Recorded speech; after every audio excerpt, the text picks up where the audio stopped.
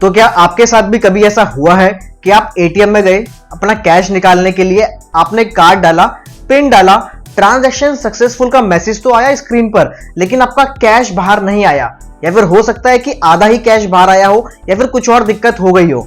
तो अगर कभी आपके साथ ऐसा हुआ है, या फिर हो सकता है कि इन फ्यूचर कभी हो आपके साथ, तो आप जान लीजिए इस सिचुएशन में आपको क्या करना है।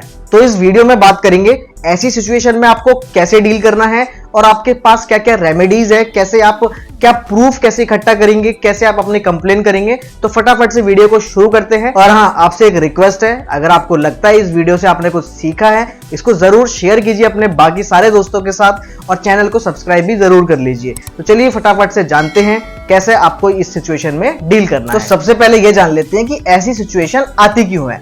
95% ऑफ द केसेस में ऐसा नहीं होता है, लेकिन 5% भी इंडिया में बहुत बड़ा नंबर है अगर हम डेली बेसिस पे देखें तो डेली किसी ना किसी के साथ ऐसा जरूर हो रहा है। तो देखिए ऐसा हो क्यों सकता है। सबसे पहली बात है इसका होने की, या तो पावर फेलियर हो गया हो, पावर चली गई हो या डिसरप्ट हो गई हो, तो वहां पे कनेक्शन हट गया हो। तो दूसरा रीजन है बैंकिंग सर्वर्स का डाउन होना, बैंक और एटीएम के बीच का जो कनेक्शन है वो हट गया हो, तो उस सिचुएशन में ऐसा हो सकता है। या फिर कैश ट्रे काम नहीं कर रही हो, कैश ट्रे स्टक हो गई हो, तो भी ये सिचुएशन आ सकती है। बस आप ये मान के चलिए, अगर ट्रांजैक्शन सक्सेसफुल का मैसेज स्क्रीन पर आया है, इसका मतलब आपकी कोई मिस्टेक नहीं है, आपका कार्ड भी ओके है, आपका पिन भी ओके है, सब कुछ सही है।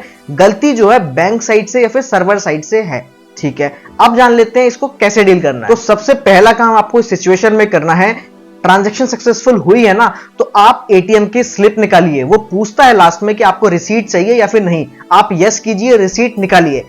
पर क्या हो अगर रिसीट कभी कभार निकलती नहीं है, बहुत सारे एटीएम्स में जो रोल होती है, पेपर रोल, वही नहीं होता है, तो उस सिचुएशन में आपको क्या करना है, मोबाइल निकालिए, स्क्रीनशॉट ले लीजिए, फोटो ले लीजिए, जो भी स्क्रीन पर आ रहा है उसको कैप्चर कर लीजिए। ठीक है, फिर इसके बाद आप सीधा बैंक के कस्टमर केयर पर कॉल कीजिए, जो भी आपका बैंक है उसके कस्टमर केयर। देखिए एटीएम के कस्टमर केयर पे मत करना, क्योंकि एटीएम्स अलग अलग हो सकते हैं, पहले आपको अपने बैंक से पूछना है। ठीक है, क्योंकि यहाँ पे मिसमैच यही होता है कि एटीएम किसी और बैंक का है और आपका बैंक कोई और है। तो यहाँ पे क्या करना है, आपको बैंक के कस्टमर केयर पे कॉल करना है, उनको आप सारा इंसिडेंट बताओगे कि ऐसा ऐसा हुआ है, इस लोकेशन के एटीएम पर हुआ है। उसके बाद वो आपकी कंप्लेन रजिस्टर करते हैं, तो आपको एक कंप्लेन नंबर मिलेगा फॉर फ्यूचर रेफरेंस।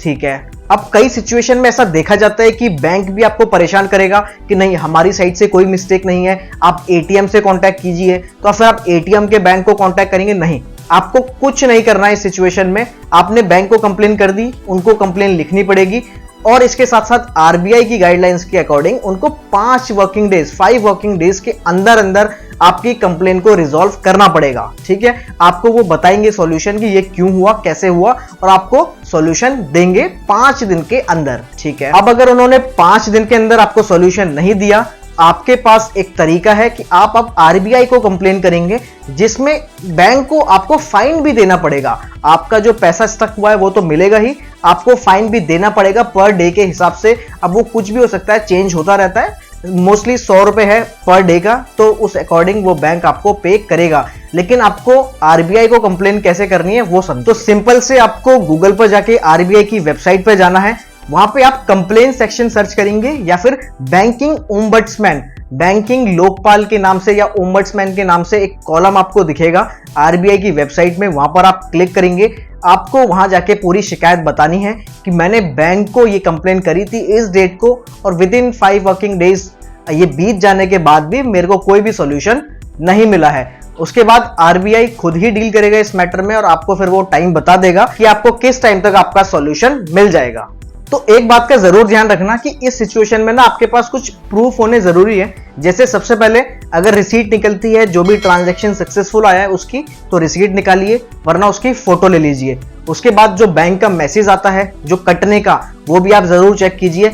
इसके साथ साथ आप, हो सकता है कि कभी जैसे आपका बैलेंस कटा, उसके बाद तुरंत ही रिफंड कर दिया हो बैंक के द्वारा, तो आपको ये पूरा स्टेप फॉलो करने की कोई जरूरत नहीं है।